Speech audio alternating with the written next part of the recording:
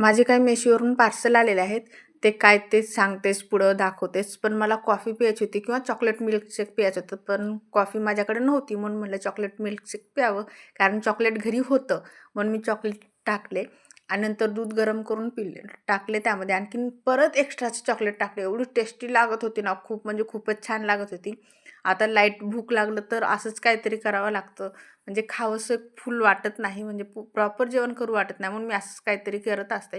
नंतर इव्हिनिंगमध्ये ह्यांनी स्नॅक्समध्ये समोसे घेऊन आले होते, तर आधी समोसे खायला घेतले. कारण म्हणलं समोसे गरमागरमच छान लागतात. थंड झाल्याच्या नंतर तेवढे काही स्पेशल लागत नाहीत, म्हणून मी गरमागरम समोसे खायला लागले. आणि नंतर केला होता मी व्हेज पुलाव. त्या व्हेज पुलावला गरम करून घेत होते, कारण थंड झालं होतं. आता ह्या थंडीमध्ये प्रत्येक पदार्थ सगळे थंडच होतात आणि गरम गरम खायची मज्जाच काही वेगळी येते थंडीमध्ये.